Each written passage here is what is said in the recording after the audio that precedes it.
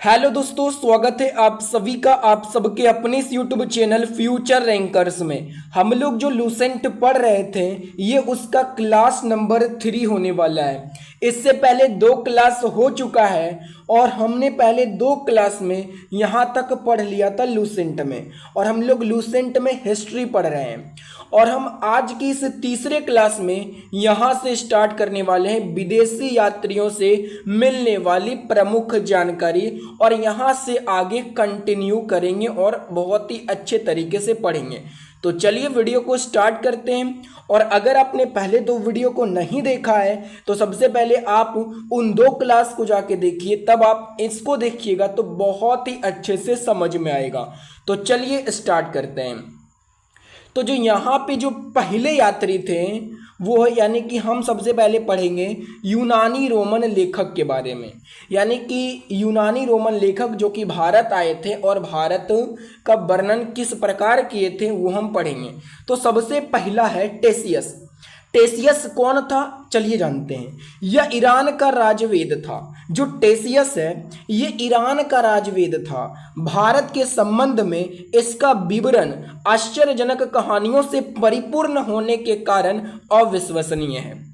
और टेसियस ने जो भारत के बारे में विवरण दिया था वो जो है ना आश्चर्यजनक कहानियों से परिपूर्ण होने के कारण वो अविश्वसनीय है। यानी कि टेसियस ने भारत के बारे में ऐसा विवरण दिया जो अविश्वसनीय है, जिस पर विश्वास नहीं किया जा सकता है। कुछ ऐसा बोल दिया था, बढ़ा चढ़ा के बोल दिया था भारत के बारे में।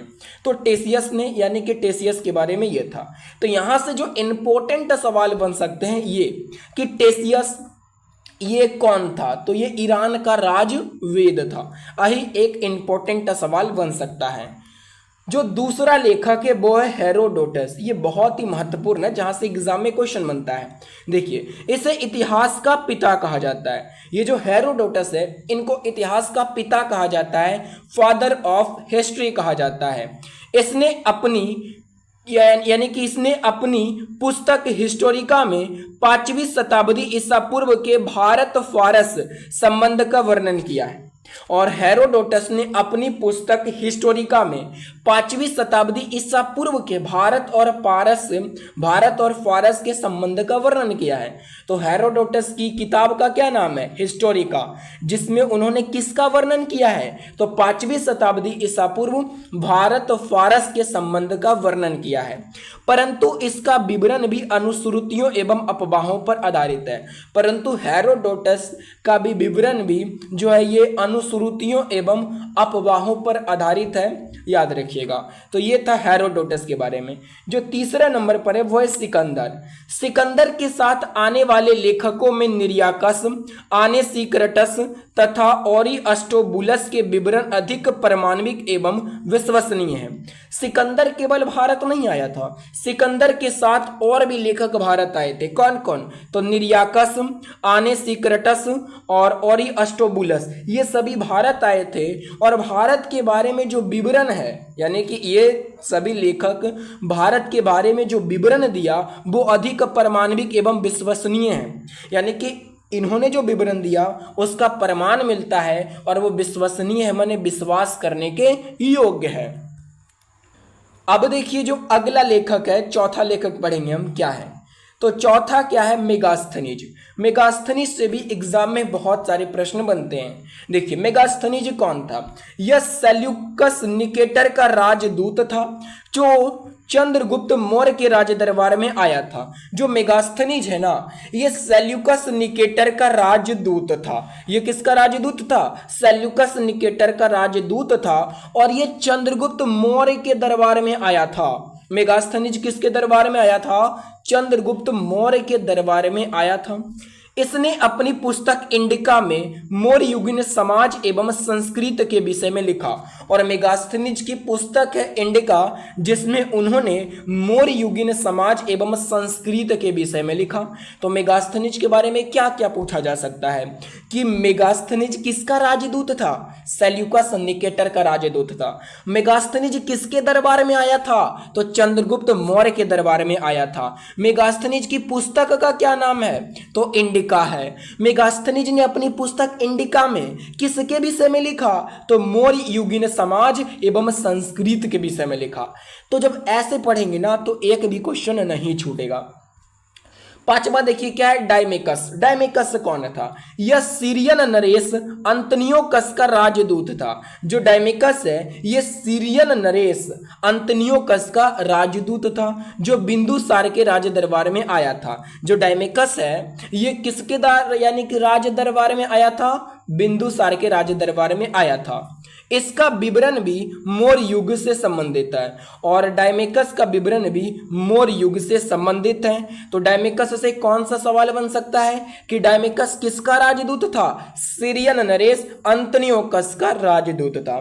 डायमेकस किसके राज दरबार में आया था? तो बिंदुसार के राज दरबार में आया था।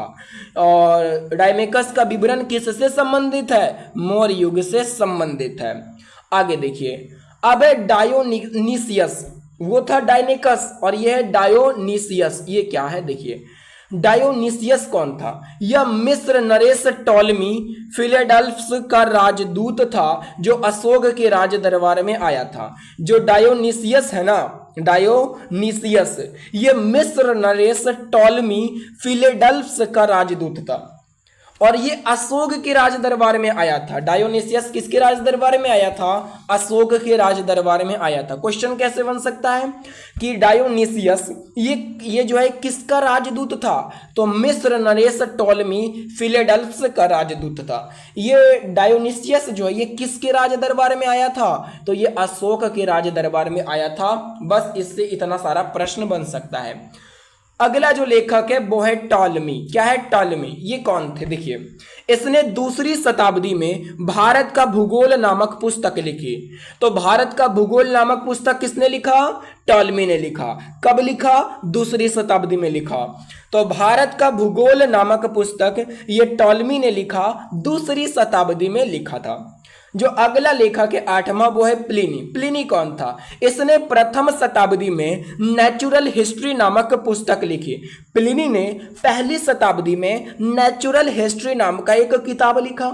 इसमें भारतीय पशुओं, पेड़ पौधों, खनिज पदार्थों आदि के बारे में विवरण मिलता है। और प्लिनी ने जो प्रथम शताब्दी में अपना किताब लिखा जो कि है नेचुरल हिस्ट्री, और इस किताब में प्लिनी ने किसका यानी कि वर्णन किया था? तो भारतीय पशुओं, पेड़ पौधों, खनिज पदार्थों आदि के बारे में इसमें विवरण मिलता है इस किताब में। तो प्लिनी से कौन सा सवाल बन सकता है? प्लिनी की पुस्तक का क्या नाम है? Natural history. और इन्होंने कब लिखा? प्रथम शताब्दी में लिखा। प्लिनी ने अपनी पुस्तक में यानी कि किसका वर्णन किया? भारतीय पशुओं, पेड़ पौधों, खनिज पदार्थों ये सभी का वर्णन किया।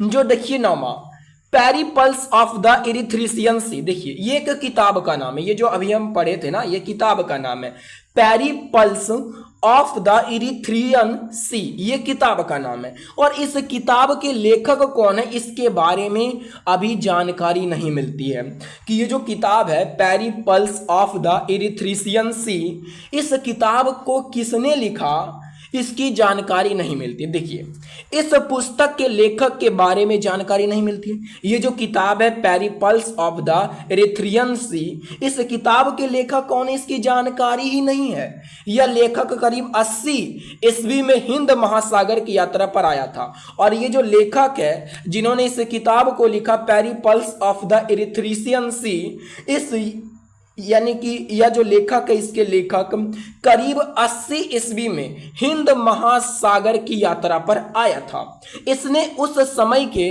भारत के बंदरगाहों तथा व्यापारिक वस्तुओं के बारे में जानकारी दी। और जब 80 ईस्वी के करीब में आया था ये लेखक, इस किताब के लेखक हिंद महासागर की यात्रा पर, तब इसने उस समय के भारत के बंदरगाहों तथा व्यापारिक वस्तुओं के बारे में जानकारी दिया था। भारत में जितने भी बंदरगाह थे, व्यापारिक वस्तु, उसके बारे में इन्होंने जानकारी दिया था इस किताब के लेखक। तो ये था। अब देखिए ये तो अभी जो हम पढ़ रहे थे जितने भी लेखक के बारे में वो हम पढ़ रहे थे यूनानी रोमन लेखक। अब जो अगला लेखक है वो है चीनी लेखक। तो चीनी लेखक में कौन कौन से लेखक महत्वपूर्ण थे बहुत ही अच्छे तरीके से पढ़ेंगे। तो जो पहला लेखक है वो है फैयान। तो फैयान कौन था देखिए हम पढ़ते हैं। यह चीनी यात्री गुप्त नरेश चंद्रगुप्त द्वितीय के दरबार में आया था। जो फैयान है ये चीनी यात्री था जो गुप्त नरेश चंद्रगुप्त द्वितीय के राज दरबार में आया था। तो फैयान कौन था? ये एक चीनी यात्री था। ये किसके दरबार में आया था? तो गुप्त नरेश चंद्रगुप्त द्वितीय के दरबार में आया था। कौन? फैयान। इसने अपने विवरण में मध्य प्रदेश के समाज एवं संस्कृति के बारे में वर्णन किया। और फैयान ने अपने विवरण में मध्य प्रदेश के समाज और वहाँ की संस्कृति के बारे में वर्णन किया कि वहाँ का समाज कैसा है, वहाँ का संस्कृति कैसा है। और यानी कि फैयान ने किया था मध्य प्रदेश के। यह 14 वर्षों तक भारत में रहा। और जो फैयान है ये 14 वर्षों तक भारत में रहा। कितने वर्षों तक? 14 वर्षों तक। तो फैयान के बारे में क्या क्या पूछा जा सकता है? तो ये पूछा जाएगा कि फैयान ये चीनी यात्री था। ये किसके राज दरबार में आया था? तो चंद्रगुप्त द्वितीय के दरबार में आया था। फैयान ने किस राज्य की समाज एवं संस्कृति के बारे में वर्णन किया था? तो मध्य प्रदेश के। फैयान ने भारत में कितने वस्तु यानी कि वर्षों तक रहा? 14 वर्षों तक रहा। फैयान ने मध्य प्रदेश की जनता को क्या बताया? सुखी एवं समृद्ध बताया। बस इतना सवाल बन सकता है, आपको इतना याद रखना है। अब देखिए दूसरा जो लेखक है वो है संयुगन। संयुगन कौन था? यह 518 ईस्वी में भारत आया। इसने अपने 3 वर्षों की यात्रा में बौद्ध धर्म की प्राप्तियां एकत्रित की। देखिए जो संयुगन है यह 518 ईस्वी में भारत आया। तो कब भारत आया? 518 ईस्वी में भारत आया संयुगन। इसने अपने 3 वर्षों की यात्रा में बौद्ध धर्म की प्राप्तियां एकत्रित की। और संयुगन भारत में 3 वर्षों तक यात्रा किया। और ये 3 वर्षों की यात्रा में संयुगन ने बौद्ध धर्म की प्राप्तियां एकत्रित की। क्या एकत्रित किया?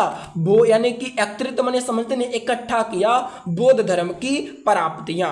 तो संयुगन के बारे में कौन कौन सा सवाल पूछा जा सकता है? संयुगन भारत कब आया था? 518 ईस्वी में आया था। संयुगन ने भारत में कितने वर्षों तक यात्रा किया था? 3 वर्षों तक यात्रा किया था। और 3 वर्षों की यात्रा के दौरान उन्होंने क्या किया था? तो बौद्ध धर्म की प्राप्तियां एकत्रित किया था।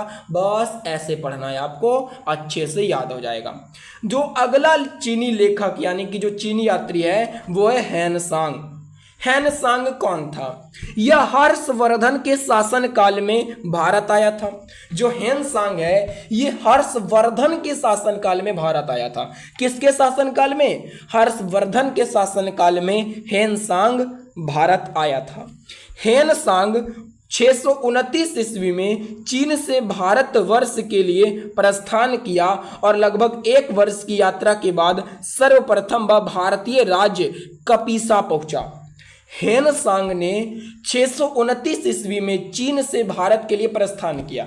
माने 629 ईस्वी में यह चीन से निकला भारत आने के लिए और लगभग 1 वर्ष की यात्रा करते करते वो भारत पहुंचा और भारत के कपिसा यानी कि कपिसा राज्य में पहुंचा। तो 1 साल की यात्रा करते करते भारत पहुंचे थे। कौन? हेनसांग। और ये चीन से निकले कब थे? 629 ईस्वी में निकले थे। भारत में 15 वर्षों तक ठहरकर 645 ईस्वी में चीन लौट गया। और हेनसांग जो है भारत में 15 वर्षों तक ठहरा। यानी कि जब ये भारत आए तो ये भारत में 15 वर्षों तक रहे और ये 645 ईस्वी में चले गए। यानी कि जो हेनसांग है ये 629 ईस्वी में चीन से निकले और ये 1 साल की यात्रा के दौरान ये भारत पहुंचे। कहाँ पे पहुंचे? तो कपिसा राज्य में पहुंचे। और ये 15 वर्षों तक भारत पर रहे यानी कि भारत में रहे और ये 645 ईस्वी में यानी कि भारत से चीन वापस लौट गए। वह बिहार में नालंदा जिला स्थित नालंदा विश्वविद्यालय में अध्ययन करने तथा भारत में बौद्ध ग्रंथों को एकत्रित कर ले जाने के लिए आया था। और हेनसांग भारत क्यों आया था? तो वो भारत इसलिए आया था कि वो भारत में नालंदा विश्वविद्यालय में अध्ययन कर सके। वो नालंदा जो कि बिहार में है, नालंदा विश्वविद्यालय भारत का प्रसिद्ध विश्वविद्यालय है, वहीं पे हेनसांग अध्ययन करने के लिए आया पढ़ाई करने के लिए आया और तथा भारत से बौद्ध ग्रंथों को एकत्रित कर ले जाने के लिए आया।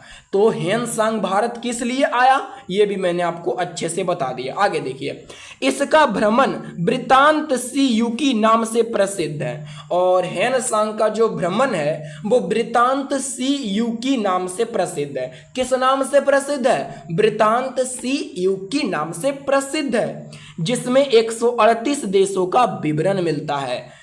इसने हर्ष कालीन समाज, धर्म तथा राजनीति के बारे में वर्णन किया। और ह्वेनसांग ने हर्षकालीन समाज, धर्म, राजनीति के बारे में वर्णन किया। इसके अनुसार सिंध का राजा शूद्र था और ह्वेनसांग के अनुसार जो सिंध का राजा था वो कौन था? शूद्र था। ह्वेनसांग ने बुद्ध की प्रतिमा के साथ साथ सूर्य और शिव की प्रतिमाओं का भी पूजन किया। और ह्वेनसांग जब भारत आया तो ये बुद्ध की प्रतिमा के साथ साथ सूर्य भगवान और शिव की प्रतिमा का भी पूजन किया, यानी कि पूजा किया। तो ये था ह्वेनसांग के बारे में बहुत ही डिटेल जानकारी। क्या क्या पूछा जा सकता है एग्जाम में, सबसे पहले ये सुन लीजिए आप। ये पूछा जाएगा ह्वेनसांग ये किसके शासनकाल में भारत आया? हर्षवर्धन के शासनकाल में। ह्वेनसांग यानी कि कहाँ का यात्री यानी कि रहने वाला था? चीन का रहने वाला था। ये भारत आने के लिए चीन से कब प्रस्थान किया था? 629 ईस्वी में प्रस्थान किया था और 1 साल की यात्रा के दौरान ये भारत पहुंचे थे। और ह्वेनसांग भारत में कितने वर्षों तक रहा? 15 वर्षों तक रहा। और वो भारत कब लौट गए?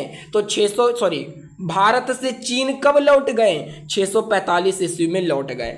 और अगर ये पूछा जाए ह्वेनसांग भारत में क्या करने के लिए आया था, तो नालंदा विश्वविद्यालय में अध्ययन करने के लिए आया था और भारत से बौद्ध ग्रंथों को एकत्रित कर ले जाने के लिए आया था। ये पूछा जा सकता है। और ये पूछा जा सकता है कि ह्वेनसांग जो है किसकी पूजन किए थे?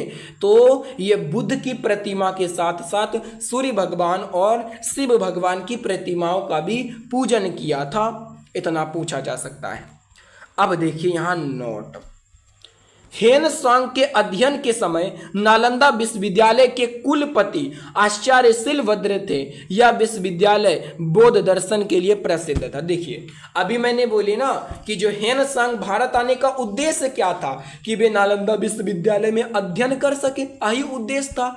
तो जब ह्वेनसांग नालंदा विश्वविद्यालय में अध्ययन कर रहे थे तो उस समय तो वहाँ के जो नालंदा विश्वविद्यालय के जो कुलपति थे वो कौन थे? आचार्य शिलभद्र थे। वहाँ के कुलपति कौन थे? आचार्य शिलभद्र थे। और यह विश्वविद्यालय बौद्ध दर्शन के लिए प्रसिद्ध है। और जो नालंदा विश्वविद्यालय है ये बौद्ध दर्शन के लिए प्रसिद्ध है। आगे देखिए, वो इति सिंह ये क्या यानी कि ये कौन थे? यह 7वीं शताब्दी के अंत में भारत आया था। जो इति सिंह है ये 7वीं शताब्दी के अंत में भारत आया था। कब आया था? 7वीं शताब्दी के अंत में। इसने अपने विवरण में नालंदा विश्वविद्यालय यानी कि इति सिंह जो है इन्होंने अपने विवरण में नालंदा विश्वविद्यालय, विक्रमशिला विश्वविद्यालय तथा अपने समय के भारत के यानी कि अपने समय के भारत का वर्णन किया। और इति सिंह ये जो है अपने समय में जब ये भारत आए थे 7वीं शताब्दी में तो उन्होंने नालंदा विश्वविद्यालय, विक्रमशिला विश्वविद्यालय और अपने समय के भारत का वर्णन किया था। तो अब देखिए हमने चीनी लेखक के बारे में पढ़ लिया। अब जो अगला है अब हम पढ़ेंगे अरबी लेखक के बारे में। अरबी लेखक कौन कौन थे ये हम पढ़ेंगे। तो जो पहला अरबी लेखक है वो है अल-बरूनी। कौन है? अल-बरूनी। ये कौन था? यह महमूद गजनबी के साथ भारत आया था। ये जो अल-बरूनी है ये महमूद गजनबी के साथ भारत आया था। किसके साथ भारत आया था? महमूद गजनबी के साथ भारत आया था। अल-बरूनी ख्वारिज्म या खीब का रहने वाला था। जो अल-बरूनी है ये कहाँ का रहने वाला था? तो ख्वारिज्म या खीब का रहने वाला था और इसको अभी जानते हैं तुर्कमेनिस्तान के नाम से। तो अल-बरूनी कहाँ का रहने वाला था? तुर्कमेनिस्तान का रहने वाला था। अगर ये नहीं रहे तो बोलिएगा ख्वारिज्म या खीब का रहने वाला था। अरबी में लिखी गई उसकी कृति किताब उल हिंद या तहकीक ए हिंद यानी कि भारत की खोज, इसका मतलब होता है आज भी इतिहासकारों के लिए महत्वपूर्ण स्रोत है। और उन्होंने कृति लिखी जिसका नाम है किताब उल हिंद या तहकीक ए हिंद। क्या लिखा था? किताब उल हिंद या तहकीक ए हिंद। और इसका मतलब होता है भारत की खोज। तहकीक ए हिंद का मतलब क्या होता है? भारत की खोज होता है, याद रखिएगा। यह एक विस्तृत ग्रंथ है जो धर्म और दर्शन, त्योहारों, भूगोल विज्ञान, कीमिया, रीति रिवाजों तथा प्रथाओं, सामाजिक जीवन, भारतौल तथा मापन विधियों, मूर्तिकला, कानून, मापन तंत्र विज्ञान आदि विषयों के आधार पर 80 अध्यायों में विभाजित है। इसमें राजपूतकालीन समाज, धर्म, रीति रिवाज, राजनीतिक आदि पर सुंदर प्रकाश डाला गया है। देखिए क्या था, मैं आपको समझाता हूं। अलवरूनी ये किसके शासन, यानी कि ये किसके साथ भारत आया था? मोहम्मद गजनबी के साथ भारत आया था। अलवरूनी कहाँ का रहने वाला था? तुर्कमेनिस्तान का रहने वाला था, या फिर बोलिएगा ख्वारिज्म या खीब का रहने वाला था।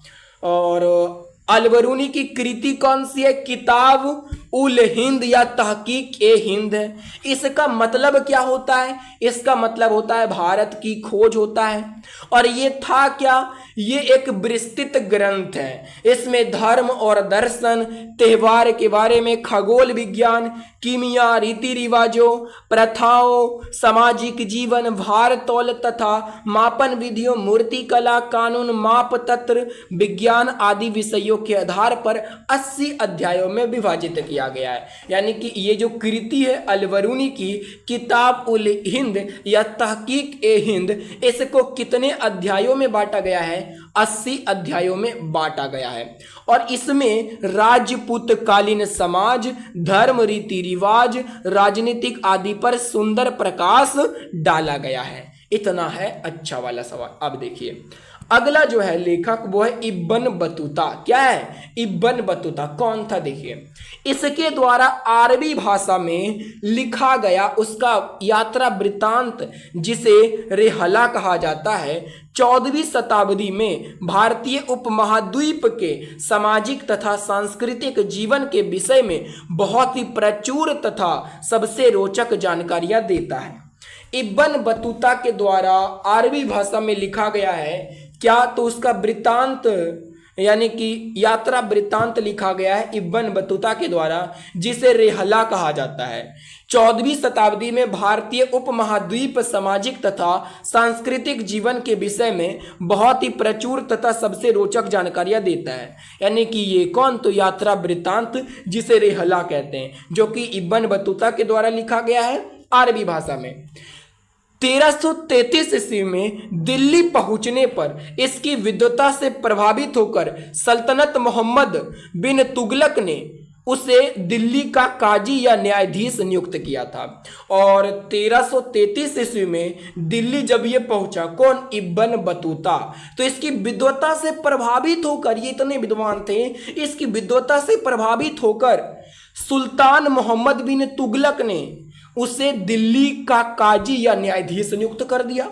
यानी कि इब्न बतूता से प्रभावित होकर सुल्तान मोहम्मद बिन तुगलक ने इब्न बतूता को न्यायाधीश नियुक्त कर दिया था। तो अब देखिए ये तो खत्म हो गया। अब देखिए इससे सवाल कैसे बन सकता है? बनेगा इब्न बतूता का यात्रा वृत्तांत को किस नाम से जाना जाता है? रेहला के नाम से जाना जाता है। किस भाषा में लिखा गया है? तो अरबी भाषा में लिखा गया है। और 1333 ईस्वी में ये इब्न बतूता जब दिल्ली पहुंचा था, तब इसकी विद्वता से प्रभावित होकर सुल्तान मोहम्मद बिन तुगलक ने इनको न्यायाधीश नियुक्त कर दिया था। ये पूछा जा सकता है। अब देखिए अगला, अब अन्य लेखक है कुछ, ये भी इंपॉर्टेंट है। अन्य लेखक में कौन कौन है? देखिए तारानाथ कौन था? यह एक तिब्बती लेखक था। जो तारानाथ है ना, ये एक तिब्बती लेखक था। इसने कयूस, क्या है? कंगयूर तथा तंगयूर नामक ग्रंथ की रचना की। तारानाथ जो है इसने कंगयूर तथा तंगयूर नामक ग्रंथ की रचना किया था। इसने किस किस ग्रंथ की रचना किया था? कंगयूर तथा तंगयूर नामक ग्रंथ की रचना किया था। इसने भारतीय इतिहास के बारे में जानकारी मिलती है और इनसे जो है भारत के इतिहास के बारे में जानकारी मिलती है। तो तारानाथ के बारे में पूछा जा सकता है, ये क्या थे? तो ये एक तिब्बती लेखक थे। इसने किसकी यानी कि रचना किया था? कंगयूर तथा तंगयूर नामक ग्रंथ की रचना किया था। इससे भारत के इतिहास के बारे में जानकारी मिलती है। जो दूसरा लेखक है वो है मार्को पोलो। ये यानी कि ये कौन थे? यह 13वीं शताब्दी के अंत में पांड्य देश की यात्रा पर आया था। जो मार्को पोलो है ये 13वीं शताब्दी के अंत में आया था, पांड्य देश की यात्रा पर आया था। तो मार्को पोलो किस देश की यात्रा पर आया था? पांड्य देश की यात्रा पर आया था, 13वीं शताब्दी के अंत में आया था। इसका विवरण पांड्य इतिहास के अध्ययन के लिए उपयोगी है और मार्को पोलो ने जो विवरण दिया उसका विवरण पांड्य इतिहास के अध्ययन के लिए उपयोगी है। पांड्य के इतिहास के को पढ़ने के लिए ये उपयोगी है। तो मार्को पोलो के बारे में पूछा जा सकता है, यह किस देश की यात्रा पर आया था? पांड्य देश की यात्रा पर आया था। इसका विवरण किसके अध्ययन में उपयोगी है? तो पांड्य इतिहास के अध्ययन में उपयोगी है। खत्म। अब देखिए अगला टॉपिक स्टार्ट होता है क्या? पुरातत्व संबंधी साक्ष्य से मिलने वाली जानकारी। पुरातत्व संबंधी साक्ष्य से कौन कौन सी जानकारी मिलती है, अब हम ये पढ़ने वाले हैं। तो देखिए यहाँ पहला, भारतीय पुरातत्व शास्त्र का पितामह सर अलेक्जेंडर कनिंघम को कहा जाता है। मोस्ट इंपॉर्टेंट क्वेश्चन कि भारतीय पुरातत्व शास्त्र का पितामह किसे कहा जाता है? Father of Indian archaeology. भारतीय पुरातत्व शास्त्र का पितामह किसे कहा जाता है? सर अलेक्जेंडर कनिंघम को कहा जाता है। आगे देखिए, Alexander Rea H Longhurst, Robert Sewell, James वर्गेस, वॉल्टर इलियट, ये सभी भारत के पुरातात्विक स्थलों के उत्खनन से संबंधित हैं।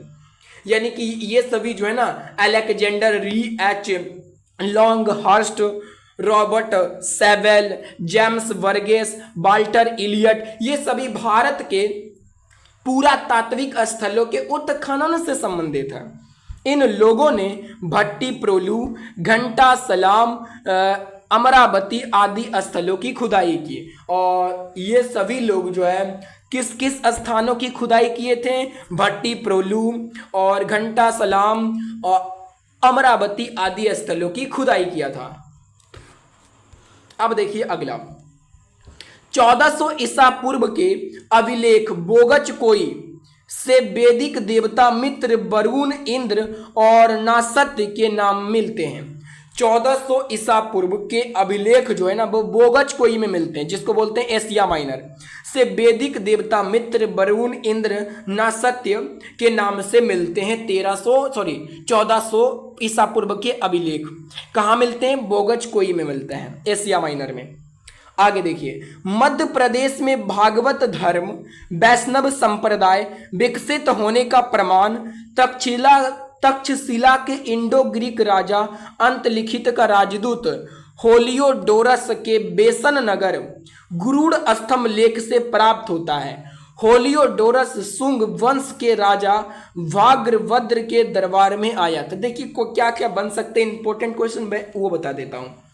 क्या था? देखिए, मध्य भारत में भागवत धर्म विकसित होने का प्रमाण तक्षशिला के इंडो ग्रीक राजा अंतलिखित का राजदूत हेलियोडोरस के बेसन नगर गुरु स्तंभ लेख से प्राप्त होता है।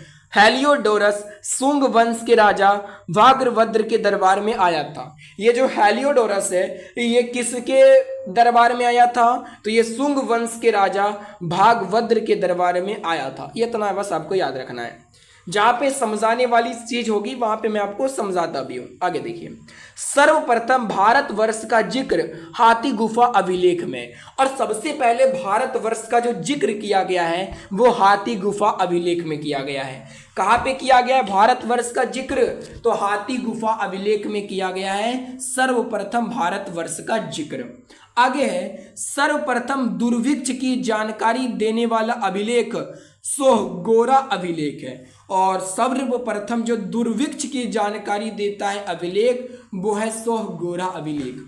तो सर्वप्रथम दुर्भिक्ष की जानकारी देने वाला अभिलेख कौन सा है? सोहगोरा अभिलेख है। इस अभिलेख में संकट काल में उपयोग हेतु खाद्यान्न सुरक्षित रखने का भी उल्लेख है, और इस अभिलेख में कौन सा अभिलेख? तो सोहगोरा अभिलेख। इस अभिलेख में संकट काल में उपयोग के लिए खाद्यान्न सुरक्षित रखने का भी उल्लेख है। देखिए क्या है, बोला गया था यहाँ पे कि सबसे पहले जो दुर्भिक्ष की जानकारी देने वाला अभिलेख है उसका नाम है सोहरा अभिलेख। और ये जो सोहरा अभिलेख में है ना, संकट काल के लिए, मान लीजिए संकट आ गया तो उस काल के लिए इस अभिलेख में खाद्यान्न सुरक्षित रखने का भी उल्लेख है, यानी कि जो खाद्य पदार्थ हैं उसको रखा जाता था इसमें ताकि वो संकट काल के लिए काम में आएगा। तो किस अभिलेख में रखा जाता था? सोहगोरा अभिलेख में रखा जाता था। आगे देखिए, सर्वप्रथम भारत पर होने वाले हून आक्रमण की जानकारी भीतरी स्तंभ लेख से प्राप्त होती है, और सबसे पहले भारत पर होने वाले हून आक्रमण की जानकारी, भारत पर जो हून आक्रमण की हुआ था ना, हून आक्रमण, तो उसकी जानकारी मिलती है किस लेख में? तो भीतरी स्तंभ लेख में जानकारी मिलती है।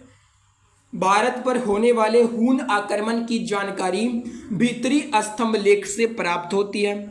आगे है, सती प्रथा का पहला लिखित साक्ष्य एरन अभिलेख से प्राप्त होता है, और सती प्रथा जो चलता था पहले भारत में बहुत ही खराब प्रथा थी, इसका लिखित साक्ष्य ये जो है एरन अभिलेख से प्राप्त होता है। तो सती प्रथा का लिखित साक्ष्य किस अभिलेख से प्राप्त होता है? एरन अभिलेख से यानी कि प्राप्त चलता है। सती प्रथा एक ऐसी यानी कि बहुत ही खराब प्रथा थी जिसमें क्या होता था, अगर एक स्त्री का पति मर जाता था तो उसकी चिता के साथ पत्नी को जिंदा जला दिया था, यानी कि इस प्रथा में जिंदा जला दिया जाता था पति के साथ पत्नी को भी।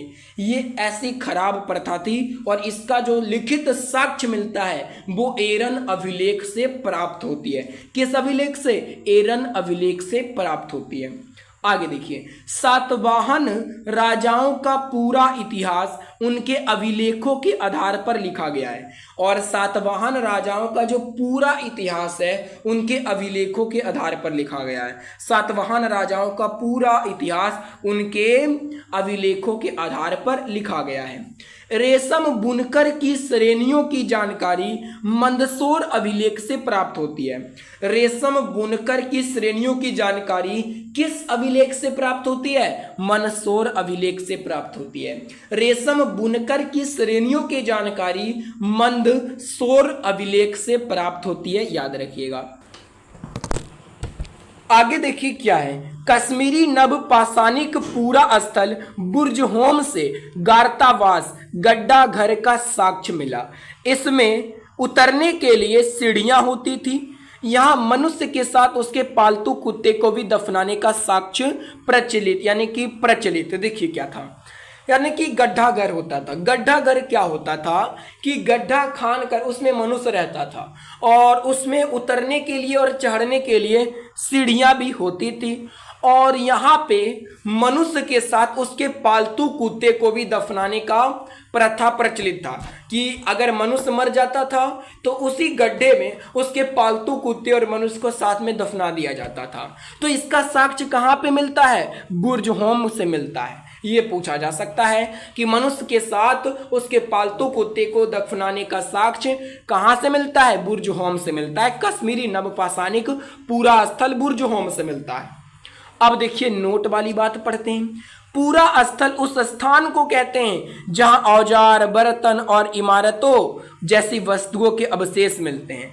पूरा स्थल क्या होता है? तो उस स्थान को कहा जाता है जहां पे औजार, बर्तन और इमारतों जैसी वस्तुओं के अवशेष मिलते हैं। औजार हो गया, बर्तन हो गया, इमारतों जैसी वस्तु के अवशेष मिलता है ना जिस स्थान पर, उसको बोला जाता है पूरा स्थल बोला जाता है।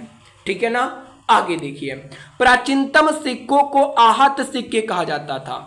यानी कि जो पुराना सिक्का है ना, प्राचीनतम सिक्का, उसको आहत सिक्के कहा जाता है। इसी को साहित्य में कसारपन भी कहा गया। यानी कि जो पुराना सिक्का है उसको किस नाम से जाना जाता है? आहत सिक्के के नाम से जाना जाता है। और आहत सिक्के को कसारपन भी कहा जाता है। क्या कहा जाता है? कसारपन भी कहा जाता है। सर्वप्रथम सिक्कों पर लेख लिखने का कार्य यवन शासकों ने किया था। और सबसे पहले सिक्कों पर लेख लिखा जाता था, और लेख लिखने का कार्य किसने किया था? यवन शासकों ने किया था। खत्म। अब देखिए यहाँ पे टेबल क्या है। महत्वपूर्ण अभिलेख और उसके शासक कौन है, ये आपसे पूछा जा सकता है। पहला, हाथी गुफा अभिलेख, इसके शासक कौन है? कलिंग राजा खारवेल। हाथी गुफा अभिलेख के शासक कलिंग राजा खारवेल है। जूनागढ़ अभिलेख के शासक कौन है? रुद्रदामन प्रथम है। प्रयाग स्तंभ लेख के शासक कौन है? तो कौन है? समुद्रगुप्त है। नासिक अभिलेख के शासक कौन है? गौतमी बलश्री है। एहोल अभिलेख के शासक कौन है? पुलकेशन द्वितीय है। मंदसौर अभिलेख के शासक कौन है? मालवा नरेश यशोवर्मन है।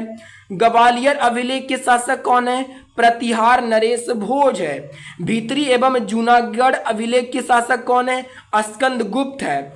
देवपाड़ा अभिलेख के शासक कौन है? बंगाल शासक विजय सेन है। ये कुछ अभिलेख हैं और उनके कौन कौन से शासक हैं ये थे। और इनमें भी जो इम्पोर्टेंट जो कि एग्जाम में पूछा जा सकता है वो कौन कौन है। पहला तो हाथी गुफा अभिलेख का शासक जो कि कलिंग राजा खारवेल है। दूसरा बन सकता है इंपॉर्टेंट क्वेश्चन, जूनागढ़ अभिलेख के शासक कौन? तो रुद्रदामन प्रथम है। और अगला जो बन सकता है कि भीतरी एवं जूनागढ़ अभिलेख के शासक स्कंद गुप्त है। इतना याद कर लीजिएगा, काम बन जाएगा। आगे देखिए क्या है। इसे संस्कृत में पहला लंबा शिलालेख जारी करने का श्रेय दिया जाता है। और पहला शिला यानी कि पहला लंबा शिलालेख जारी करने का श्रेय दिया जाता है, याद रखिएगा। आगे देखिए क्या है। आगे अब छोटा सा टॉपिक बचा है बस। अब देखिए क्या है। अभिलेखों का अध्ययन पूरा लेख शास्त्र कहलाता है। अभिलेखों का अध्ययन क्या कहलाता है? पूरा लेख शास्त्र कहलाता है, जिसको एपिग्राफी कहते हैं। तो अगर आपसे पूछा जाए अभिलेखों का अध्ययन क्या कहलाता है? एपिग्राफी, मतलब पूरा लेख शास्त्र कहलाता है। और इनकी तथा दूसरे पुराने दस्तावेजों की प्राचीन तिथि के अध्ययन को पूरा लिपि शास्त्र कहते हैं। और इनकी तथा दूसरे पुराने दस्तावेज की प्राचीन तिथि के अध्ययन को पूरा लिपि शास्त्र, अभिलेखों के अध्ययन को पूरा लेख शास्त्र मतलब एपिग्राफी, और इसके पुराने दस्तावेजों की प्राचीन तिथि के अध्ययन को पूरा लिपि शास्त्र कहते हैं। याद रखिएगा। सबसे अधिक अभिलेख मैसूर में मुख्य पुरालेख शास्त्री के कार्यालय में संग्रहित है। और जो सबसे अधिक अभिलेख है वो मैसूर में है, मुख्य पुरालेख शास्त्री के कार्यालय में संग्रहित है। आरंभिक अभिलेख प्राकृत भाषा में है। आरंभिक अभिलेख किस भाषा में है? प्राकृत भाषा में। सबसे पुराने अभिलेख हड़प्पा संस्कृति की मोहरों पर मिलती है। और सबसे पुराना जो अभिलेख है वो हड़प्पा संस्कृति की मोहरों पर मिलती है। कहाँ पे मिलती है? हड़प्पा संस्कृति की मोहरों पर मिलती है सबसे पुराना अभिलेख, जो पढ़े नहीं जा सकते। और जो सबसे पुराना अभिलेख है जो कि हड़प्पा संस्कृति की मोहरों पर मिलती है उसको पढ़ा नहीं जा सकता है, यानी कि उसको पढ़ा नहीं जा सकता था। आगे देखिए क्या है। अभिलेखों में संस्कृत भाषा ईसा की दूसरी सदी से मिलने लगती है। अभिलेखों में संस्कृत भाषा ईसा की दूसरी सदी से मिलने लगती है और चौथी पांचवी सदी में इसका सर्वत्र व्यापक प्रयोग होने लगा। अभिलेखों में प्रादेशिक भाषाओं का प्रयोग 9वीं 10वीं सदी में होने लगा। और अभिलेखों में जो प्रादेशिक भाषा का प्रयोग होने लगा कब से होने लगा, तो 9वीं 10वीं सदी में होने लगा। मौर्योत्तर और गुप्त काल के अधिकांश अभिलेख कार्पस इन सक्रिपस ओनम इंडाकारम नामक ग्रंथ माला में संकलित करके प्रकाशित किए गए हैं, याद रखिएगा। आगे देखिए, समुद्रगुप्त की बीना बजाती हुई मुद्रा वाले सिक्कों से उसके संगीत प्रेमी होने का प्रमाण मिलता है। समुद्रगुप्त की बीना बजाती हुई मुद्रा वाली जो सिक्के हैं, यानी कि जो समुद्रगुप्त की जो मुद्रा वाली सिक्के हैं ना, उसमें बीना बजाती हुई का यानी कि तस्वीर छपा हुआ था। उससे यह प्रमाण मिलता है कि जो समुद्रगुप्त है वो संगीत प्रेमी है। क्या है समुद्रगुप्त, क्या है, तो संगीत प्रेमी है। यह किससे पता चलता है, उसके बीना बजाती हुई मुद्रा वाले सिक्कों से पता चलता है। औरिक मेंडू जिसे कहते हैं पौधीचेरी, ठीक है, औरिक मेंडू जो है ना, ये पौधीचेरी के निकट है से रोमन सिक्के प्राप्त हुए। तो रोमन सिक्के कहाँ से प्राप्त हुए, औरिक मेंडू से प्राप्त हुए। औरिक मेंडू कहाँ है, पुदुचेरी के निकट है, जहां से रोमन सिक्के प्राप्त हुए। नोट में देखिए क्या है, सबसे पहले भारत के संबंध बर्मा, मलाया, कंबोडिया और जावा से स्थापित हुए। सबसे पहले भारत के संबंध किससे स्थापित हुए, तो सबसे पहले भारत का जो संबंध है ना वो स्थापित हुआ बर्मा से, उसके बाद मलाया से, उसके बाद कंबोडिया से, उसके बाद जावा से भारत का संबंध स्थापित हुआ। तो आज की इस वीडियो में हम लोग यहीं तक पढ़ेंगे और कल के वीडियो में हम लोग दूसरा चैप्टर स्टार्ट करेंगे जो कि है प्रागैतिहासिक काल। और कल के वीडियो में हम प्रागैतिहासिक काल को बहुत ही अच्छे से पढ़ेंगे। कल के वीडियो नहीं, जब इसका अगला क्लास आएगा, क्लास नंबर 4 तब। तो चलिए मिलते हैं अगले वीडियो में, तब तक के लिए धन्यवाद। और आप लोग बताइएगा कि आपको ये क्लास कैसा लगा, और अच्छा लगा होगा ना तो अपने दोस्तों में भी इस क्लास को शेयर करने का प्रयास कीजिएगा। धन्यवाद।